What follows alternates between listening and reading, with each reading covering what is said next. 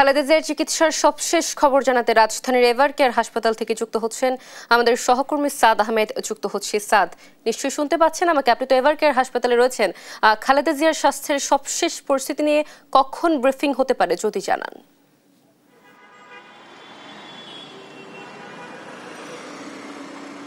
BNP chairperson Begum Khaleda জিয়ার সর্বশেষ পরিস্থিতি নিয়ে কিন্তু বেলা 12টায় তার ব্যক্তিগত চিকিৎসক ডক্টর AZM জাহিদ হাসানের কিন্তু একটি ব্রিফিং করার কথা ছিল, কিন্তু সেটি পরে পিছিয়ে নেওয়া হয়েছে। এখন কিন্তু আমরা যেটি জানি যে 12:30 থেকে 1টার মধ্যে সেই ব্রিফিংটি করা হবে বলে আমরা জানতে পেরেছি।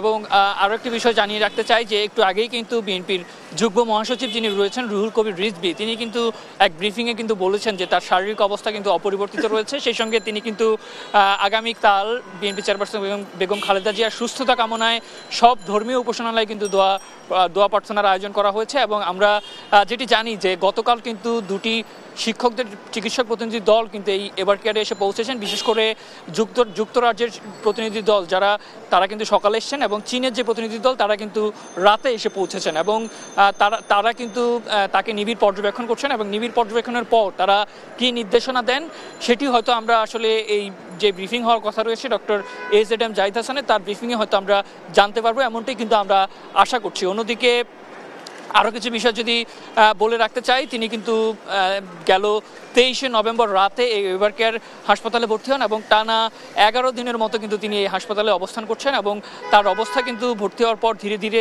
সংকটাপন্ন অবস্থার দিকে যেতে থাকে, এবং এখন পর্যন্ত কিন্তু তার অবস্থা অপরিবর্তিত রয়েছে, এবং তিনি কিন্তু চিকিৎসকদের নির্দেশনা নিতে পারছেন, এমনটাই কিন্তু আমাদেরকে জানানো হয়েছে। অন্যদিকে তার চিকিৎসার জন্য কিন্তু গতকাল দুটি প্রতিনিধি দল এখানে এসে পৌঁছেছেন। বিশেষ করে যুক্তরাজ্যের রিচার্ড বিলের নেতৃত্বাধীন যে চিকিৎসক প্রতিনিধি দল তারা কিন্তু দুপুর থেকে চিকিৎসা শুরু করেছেন।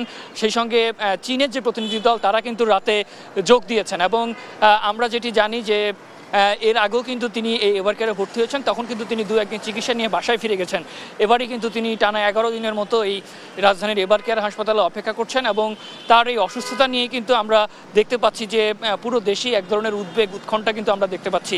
এবং গতকাল কিন্তু প্রধান উপদেষ্টা প্রফেসর ডক্টর মোহাম্মদ ইউনূস তিনি কিন্তু এখানে এসেছিলেন, এবং তিনি তার স্বাস্থ্যের খোঁজ খবর নেন। এর আগে গেল মঙ্গলবার রাতে কিন্তু 3 বাহিনীর প্রধান, বিশেষ করে নৌবাহিনী, বিমান বাহিনী, সেনাবাহিনীর প্রধানরা কিন্তু এখানে এসেছিলেন এবং তার স্বাস্থ্যের খোঁজ খবর নিয়েছেন। শুধু তারাই নন, বিভিন্ন রাজনৈতিক মহলের যারা শীর্ষস্থানীয় নেতারা রয়েছেন, আমি যদি একটু বলতে চাই, ইসলামী আন্দোলন, বাংলাদেশ জামাত ইসলামী, জাতীয় নাগরিক পার্টি সহ সবাই কিন্তু তাদের যারা শীর্ষস্থানীয় নেতা তারা কিন্তু এখানে এসছেন এবং তার স্বাস্থ্যের খোঁজ খবর কিন্তু রাখছেন। অন্যদিকে আমরা দেখেছি যে উপদেষ্টা পরিষদের কয়েকজন উপদেষ্টাও কিন্তু এখানে এসছেন এবং তার স্বাস্থ্যের খোঁজ খবর নিয়েছেন। অন্যদিকে সরকারের পক্ষ থেকেও কিন্তু আগামীকাল তার জন্য দোয়া চাওয়া হয়েছে। সেই সঙ্গে আমরা যেটি জানি বিএনপির পক্ষ থেকেও বারবার তার সুস্থতা কামনার জন্য কিন্তু দোয়া চাওয়া হচ্ছে। এবং আরও কিছু বিষয় যদি বলতে চাই, এবছরেরই 8 জানুয়ারি কিন্তু তিনি উন্নত চিকিৎসার জন্য লন্ডনে যান। সেখানে টানা 17 দিন লন্ডন ক্লিনিকে কিন্তু তিনি চিকিৎসা নেন। এরপর তার বড় ছেলে তারেক রহমানের বাসায় তিনি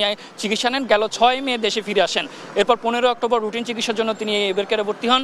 একদিন চিকিৎসা নিয়ে বাসায় ফিরে যাওয়ার পর গেল 23 নভেম্বর রাতে কিন্তু তাকে এখানে ভর্তি করা হয় এবং এখন পর্যন্ত কিন্তু তিনি এখানে রয়েছেন। তো তার পরিস্থিতি আসলে সবশেষ পরিস্থিতি আমরা একটু পরে যে ব্রিফিং অনুষ্ঠিত হবে তার ব্যক্তিগত চিকিৎসক ডক্টর AZM জাহিদ হাসানের, সেই ব্রিফিংয়ের পরই হয়তো আমরা সর্বশেষ তথ্য জানতে পারবো। তো এই ছিল রাজধানীর এভারকেয়ার হাসপাতাল থেকে আমার কাছে সর্বশেষ।